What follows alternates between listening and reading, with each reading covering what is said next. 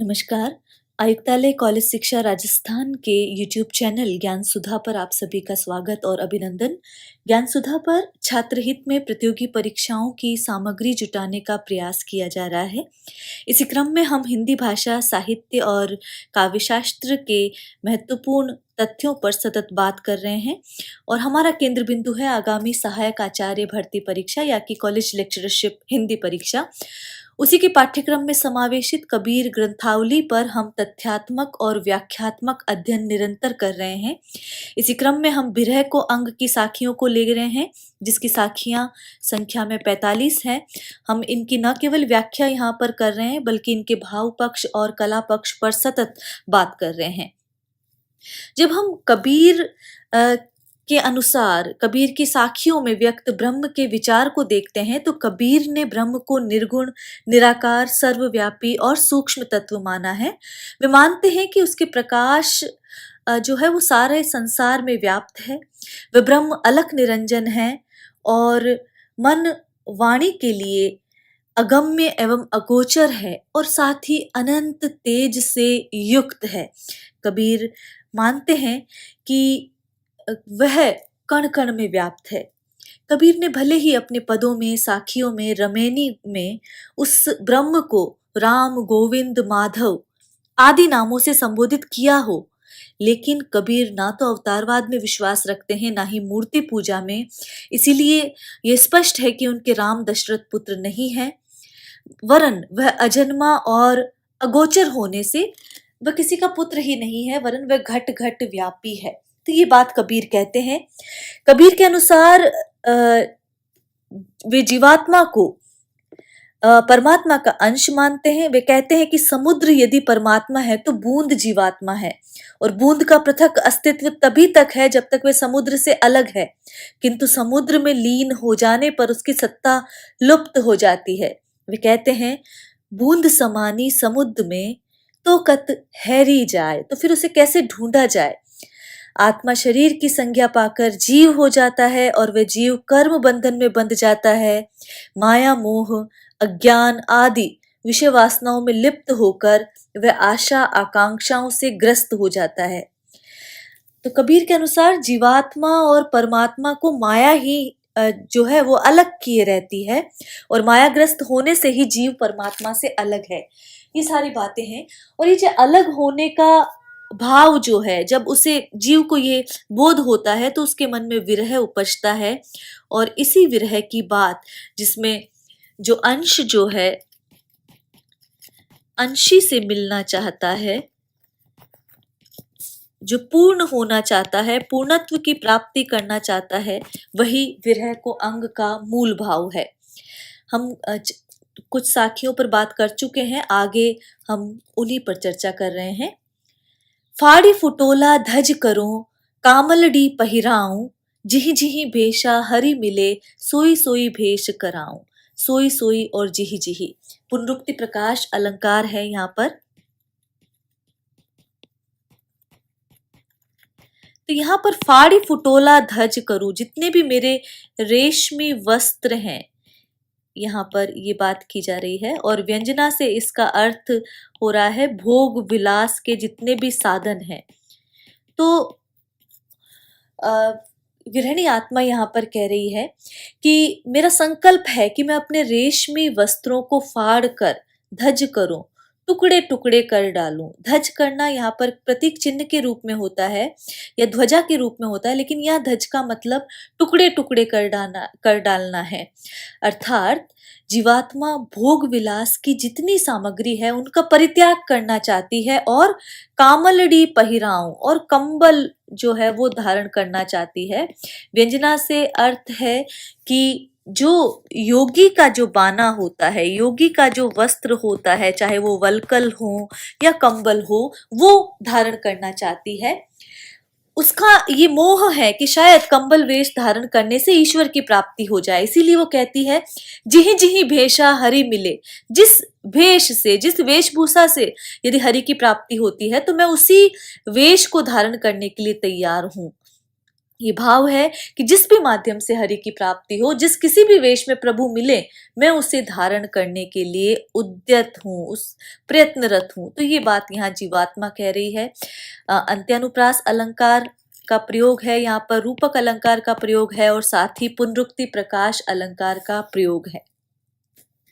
जो अगली साखी है उसमें कबीर कह रहे हैं कि नैन हमारे जली गए, छिन छिन लौरे तुझ, ना तू मिले न मैं खुशी, ऐसी बेदन मुझ।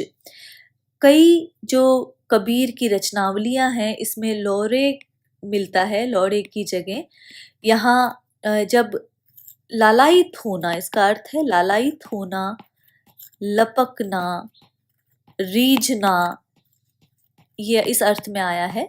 ना तू मिले ना मैं खुशी, इसी तरह जो श्याम सुंदर दास की जो रचनावली उसमें खुशी मिलता है, लेकिन जो अन्य रचनावली है उसमें सुखी शब्द मिलता है। वेदन का अर्थ वेदना से है, तो इसे हम इस तरह इसका पाठ करते हैं कि नैन हमारी जली गए, छिन छिन लोरे तुझ। कि मेरी ये जीवात्मा कह रही है कि मेरे ये बावरे नेत्र क्षण क्षण प्रतिक्षण जो है वो तुम्हें देखने के लिए लालायित होते हैं। क्षण क्षण की बात यहाँ पर की जा रही है, पुनरुक्ति प्रकाश अलंकार है कि मेरे ये बावरे नेत्र क्षण क्षण में तुम्हारे दर्शन के लिए लालायित होते हैं, किंतु ना तो तुम मिलते हो, ना तो ईश्वर मिलते हैं, और ना ही मैं सुखी हो पाता हूँ, ऐसी बेदन मुझ। इसीलिए क्या हो रही है, मुझे तीव्र वेदना यहाँ पर अनुभूत हो रही है। तो यहाँ पर यदि हम देखें तो नैन हमारे जली गए, छिन छिन लौड़े तुझ, यहाँ आवश्यकता का अनुभव करना भी एक अर्थ निकलता है।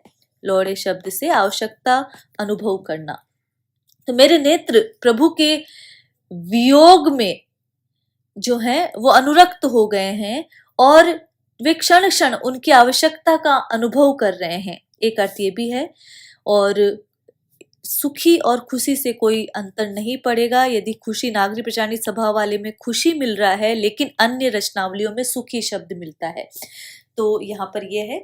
लेकिन यदि हम नागरी प्रचारित सभा वाला यह शब्द लेते हैं तो वहां पर यह है कि मेरे नेत्र जो हैं वो विरह में इतने जल गए हैं कि उन्हें अब ईश्वर की आवश्यकता का अनुभव सतत हो रहा है। तो वेदना की पराकाष्ठा की बात यहाँ पर की जा रही है। अगला जो साखी है वो है कि भेला पाया श्रम सो भो सागर के माह, जो छाड़ो तो डूबी हो गहो तडसिए बाह। तो यहाँ पर भेरा का मतलब ये एक पाठ भेरा भी मिलता है अन्य जो रचनावलियां हैं जिसका अर्थ है बेड़ा, बेड़े से है। यहाँ पर यहाँ सरप जो पाठ है वो मिलता है, यहाँ पर इसका इस तरह लेना चाहिए,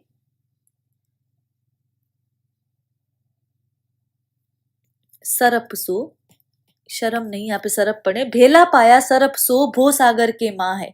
कि संसार जो है ऐसा भयंकर और अथाह सागर है कि इसको पार करने के लिए मुझे एक बेड़ा मिला है, लेकिन वो बेड़ा क्या है, ईश्वर रूपी नौका है, वो आधार मिला है। तो वो प्रभु के प्रेम रूपी नौका है, ईश्वर रूपी नौका है, लेकिन वो ऐसे सरप के समान है जो कि विषय वासना युक्त सांसारिक जीवन को डस लेता है। वो सर्प कैसा है, सांसारिक जीवन को डसने वाला है। ये बात यहाँ पर कबीर कह रहे हैं। वो ईश्वर तो प्राप्त होंगे, ईश्वर रूपी बेड़ा तो है, लेकिन वो सर्प है जो कि विषय वासनाओं रूपी सांसारिक जीवन को डस लेता है। जो छाड़ो तो डूबी हो। अब ये है कि यदि मैं उस ईश्वर रूपी नौका को, उस बेड़े को छोड़ देता हूं तो मैं डूब जाता हूं, गहो तडसिए बाह। और यदि मैं पकड़ लेता हूं तो वो मेरी बाह जो है वो डस लेता है। तो यदि जीव उस प्रेमाश्रय को छोड़ता है तो भवसागर में डूबना उसका निश्चय है। यदि नहीं छोड़ता है तो उसका जो विषयानुरक्त जो जीवन है उसका विनाश हो जाता है। तो विषयानुरक्त जीवन को त्यागने से ही, विषय वासनाओं को त्यागने से ही प्रेम रूपी बेड़े द्वारा भवसागर पार किया जा सकता है। यहाँ कबीर यह बात कहना चाह रहे हैं। रूपक अलंकार है यहाँ पर और अंत्यानुप्रास अलंकार, साथ ही पुनरुक्ति प्रकाश अलंकार का प्रयोग भी पूर्व वाली साखी में है, इसमें तो नहीं है। रूपक अलंकार और अंत्यानुप्रास अलंकार यहाँ पर देखा जा सकता है। जो अगली साखी है, रेणा दूर बिछोइया रहरे संसम झूरी, देवली देवली धाहड़ी देखी उगे सूर। यहाँ पर पुनरुक्ति प्रकाश अलंकार द्रष्टव्य है। रेणा दूर बिछोहिया, तो यहाँ पर कबीर कह रहे हैं कि रेना मतलब रात्रि में, बिछोइया मतलब जो वियुक्त हो गया है। बिछोहिया का तात्पर्य है वियुक्त हो गया है। तो रेणा दूर बिछोइया, रहरे शंशम जूझी, तो शंश का मतलब है शंख से लिया गया है। झूरी का मतलब चिंतित। तो यहाँ पर कबीर कह रहे हैं कि हे शंख, तू रात्रि में अपने प्रिय से वियुक्त हो गया है। देवली देवली धाहड़ी देखी उगे सूरी, सूर्य के उदय होने पर तू प्रत्येक देवालय में जाएगा। यहाँ पर ये बात कही जा रही है। तो देखिए यहाँ पे शंख एक तो पाठ मिलता है और एक जो पाठ मिलता है वो चकवे का मिलता है। तो रात्रि ने चकवा पक्षी को अपने प्रिय से बिछो कर दिया है, दूर कर दिया है। रहरे संशम झूरी, तो यहाँ पर ये कह रहे हैं कि अब जो तू उससे व्यथित नहीं हो, तू संयम को धारण कर।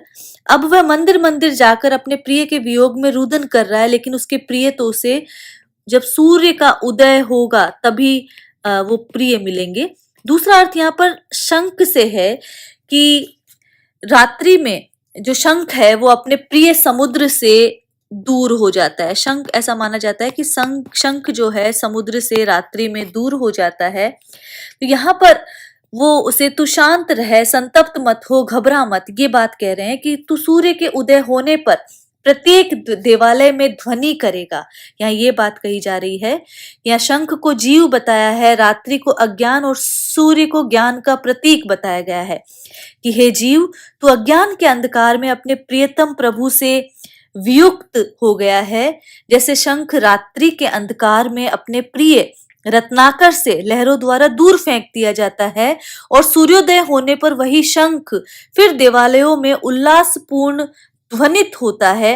वैसे ही हे जीव, ज्ञान का प्रकाश होने पर तू भी दिव्य भाव को प्राप्त होगा, परमात्म भाव को ध्वनित करने योग्य बनेगा। तो जब हम शंख अर्थ लेते हैं तभी इसका वास्तविक पाठ निकलता है। चकवा अर्थ लेने से इसका वास्तविक जो पाठ नहीं हो पाता। तो यहाँ पर शंख ही अर्थ लेना चाहिए और ये उदाहरण लेने से अनियोक्ति अलंकार यहाँ पर आ गया है और साथ ही अंत्यानुप्रास अलंकार का प्रयोग यहाँ पर दिखाई दे रहा है। जो अगली और अंतिम साखी है बिरह को अंग की, सुखिया सब संसार है खाए अरु सोवे, दुखिया दास कबीर है जागे अरु रोवे। तो कबीर यहाँ पर कह रहे हैं कि जिन जीवों ने वियोग का अनुभव नहीं किया है वे आनंद से खाते और पीते हैं, अर्थात सांसारिक सुखों में लिप्त रहते हैं, परंतु मेरे जैसे जो जीव हैं वो उन्होंने प्रभु वियोग का अनुभव किया है और वह बेचारा दुखी ही रहता है, उसे भला नींद कहाँ, वह विरह व्यथा में रोता ही रहता है।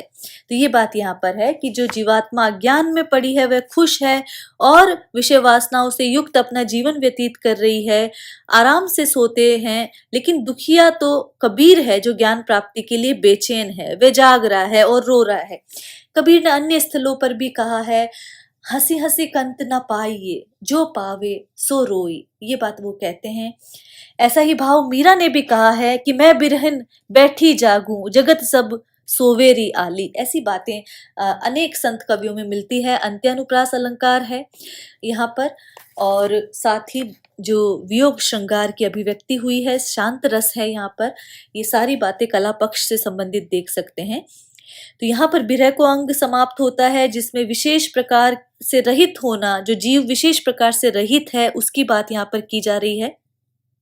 कुछ महत्वपूर्ण प्रश्न और तथ्यों का समावेश हमने किया है जो पूछे गए हैं। भक्ति की उत्पत्ति भज धातु से हुई है। भक्ति के उदय संबंधी अभिमत पूछे जाते हैं और ये पूछा जाता है कि सुमेलित कीजिए या असंगत को छांटिए।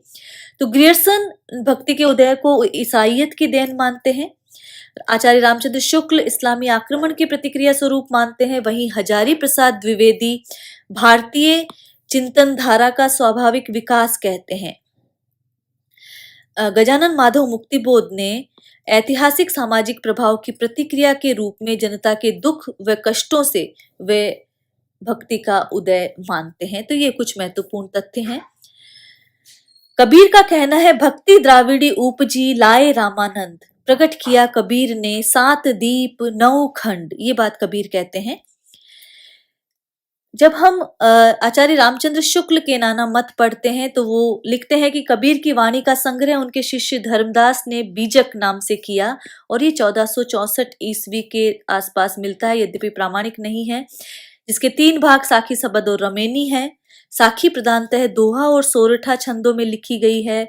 मात्रा अलग अलग मिलती है। इसकी भाषा सदुकड़ी है, जिसमें राजस्थानी, पंजाबी और खड़ी बोली समावेशित है। यदि हम सबद को देखते हैं तो सबद गेय पद हैं, जिसमें ब्रजभाषा और पूर्वी बोली का अधिक पुट है। रमेनी का अर्थ रामायण से लिया गया है और ये दोहा चौपाई छंद में लिखी गई है और इसमें भी ब्रजभाषा और पूर्वी बोली का पुट है। आचार्य रामचंद्र शुक्ल ने धर्मदास द्वारा संकलित बीजक का समय संवत 1521 माना है।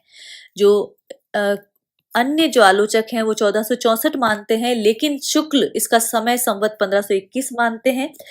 साथ ही वे कबीर वचनावली की सबसे प्राचीन प्रति का समय संवत 1561 मानते हैं। बीजक में साखी, सबद और रमेनी संकलित है, जो कि हम जानते हैं। श्याम सुंदर दास ने कबीर ग्रंथावली का तथा अयोध्या सिंह उपाध्याय हरिओद ने कबीर वचनावली का संपादन किया है। तो ये ध्यातव्य है कि कबीर ग्रंथावली श्याम सुंदर दास द्वारा संपादित है और हरिओद ने कबीर वचनावली का संपादन किया है। आईने अकबरी, जो कि अबुल फजल द्वारा लिखी गई है, उसमें उन्होंने कबीर को मुहाविद कहा है। तो ये एक महत्वपूर्ण तथ्य है कि कबीर का जो तत्कालीन जो साहित्य था उसमें भी उनका उल्लेख है। तो ये एक महत्वपूर्ण बात है कि उन्हें मुहाविद कहकर अबुल फजल जो है वो संबोधित करते हैं। और जब हम मुहाविद कहते हैं तो ईश्वर का जो वहां पर दूत होता है उसे मुहाविद कहा जाता है। तो उसे उन्हें मुहाविद बताया है। और साथ ही इसका अर्थ बुनकर भी मिलता है। तो ये दोनों अर्थ ही मिलते हैं। श्याम सुंदर दास ने रहस्यवादी कवियों में कबीर को पहले स्थान पर रखा है। ये एक महत्वपूर्ण तथ्य है जो जानना जरूरी है। इसके अलावा जब हम रामस्वरूप चतुर्वेदी की हिंदी साहित्य संवेदना का विकास पुस्तक देखते हैं तो वो कहते हैं कि कबीर की रचना में कितने रंग हैं। अक्खड़ समाज चेता का, कटुक्तिकार का, एकदम भाव विभोर होकर आत्मसमर्पण का, गहरी रहस्य चेतना का, प्रेम के तन्मय भाव का और चरम वैराग्य का। इन सभी रंगों में उनकी कला सक्रिय है और पूरी तरह संश्लिष्ट है।